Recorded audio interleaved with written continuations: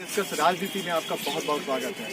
मौसम है चुनावी का, ऐसे में बिहार में कई सारे पहलवान अपने किस्मत आजमा रहे हैं। आज हम बात करेंगे मधेपुरा के एक ऐसे राजनीतिक शख्सियत का जिन्होंने राजनीति में अपनी अलग पहचान तो बनाई, लेकिन किसी एक के साथ कभी नहीं दिखे। जी हम बात कर रहे हैं मधेपुरा के सांसद पप्पू यादव का, जो इस बार अपनी पार्टी जात से किस्मत आजमा रहे हैं। पप्पू जी, ऐसी क्या नौबत आ गई कि पिछली बार जब 2014 का लोकसभा चुनाव था तब आपके बारे में चर्चा थी कि आप एनडीए के नजदीकी हैं। इस बार आपने कोशिश की कांग्रेस के साथ जाने की, लेकिन कांग्रेस भी आपको अपने साथ नहीं रखता है।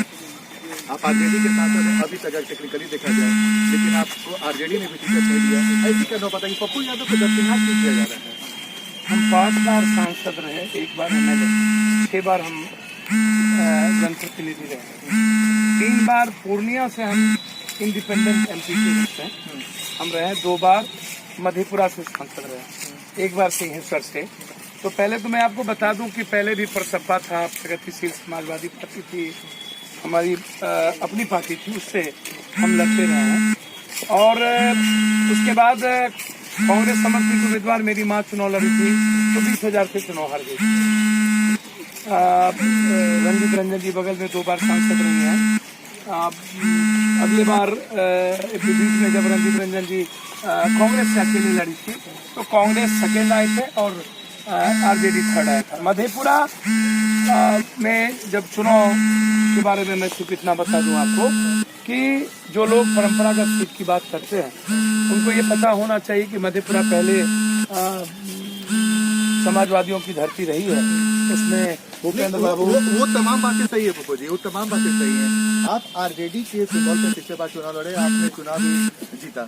इस बार आरजेडी ने आपको टिकट क्यों नहीं दिया? एक सीधा तो सवाल जो जनता जानना चाहती है। लेकिन मैंने तो पहले ही कहा कि जब 20-25 साल यहाँ पर जदयू भाजपा के एमपी थे, राजद ने उन्हें हरानी थी और वो थे नहीं, वो राष्ट्रीय अध्यक्ष थे जदयू के। उन्होंने तो फांसी की डिमांड कर दी थी लालू यादव के बारे में अखबारों में कि सजा कम है। और जब वो नहीं हारे किसी से तो फिर पप्पू यादव को साथ लिया गया और हमें मधेपुरा एक बात हमेशा याद लिया गया कि पप्पू यादव का यूज किया गया। क्या बोले? देखिए, मैं यूज की बात तो हमेशा नहीं करूंगा। इसके पहले भी जब लिफाफा छाप से हम 8,000 से हार गए थे पूर्णिया में, तो बाय इलेक्शन हम दोनों, लालू यादव और पप्पू यादव, हम दोनों एक दूसरे की मधेपुरा में कंपल्सन हो जाते हैं। तो यूथ या गरीब या कॉमन मैन, जात से धर्म से ऊपर अलग हट करके जो लोग होते हैं वो पप्पू यादव के साथ खड़ा होता है। यहाँ पर आज जो पप्पू यादव को लगातार, जबकि ये मेरा सीट है, मुझे आश्चर्य हुआ, वो कह रहे हैं कि नहीं ये आरजेडी की सीट है, परंपरागत सीट है। तो आप लालू यादव जी यहाँ से हारे। नरेंद्र मोदी जी के हवा में मात्र कोसी ही एक ऐसा सीट है जहाँ पर आपको आश्चर्य होगा, सीमांचल में जहाँ पर बीजेपी चुनाव हारी। और रंजीत रंजन पप्पू यादव दोनों सीट को उस सभा में आपकी बात हम और पार्टियों के परिवार की सीट खत्म हो गई। अब बार बार कहना, आप भी चुनाव हारे और फिर हम यहाँ आए। नेता लालू यादव को बनाने की बारी आई तो अकेला पप्पू यादव था, सिंगल वोट। डॉक्टर रवि के घर में नवल किशोर ऋषिदेव का वोट हमने मैनेज किया था। जब सत्ता बनाने की बारी आई तो 11 निर्दलीय एमएलए, पप्पू यादव, रणवीर जी भी थे और भी लोग थे, सब लोग मिलकर के पप्पू यादव 11 निर्दलीय का सपोर्ट किया, तब उनकी सरकार बनी।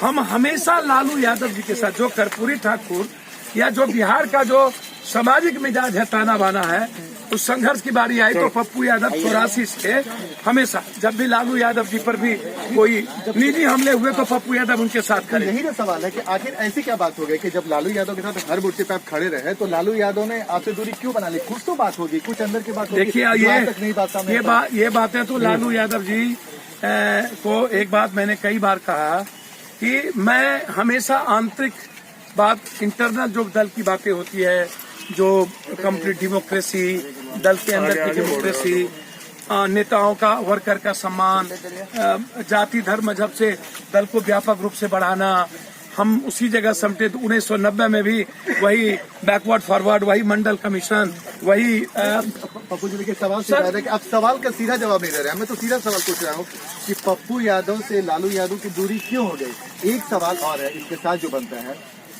दुनिया जानती है कि लालू यादव ने अपने उत्तराधिकारी तेजस्वी यादव को बना दिया। क्या एक वजह कि आप उनके जगह चाहते थे, तेजस्वी यादव की जगह आप लालू यादव के उत्तराधिकारी बनना चाहते थे? देखिए, पारिवारिक उत्तराधिकारी कोई बेटा अब कोई परिवार ही बनता है, ये मुझे कोई कहने की जरूरत नहीं। लेकिन चौधरी चरण सिंह का उत्तराधिकारी कौन बना? मुलायम सिंह। कर्पूरी ठाकुर जी का उत्तराधिकारी कौन बना?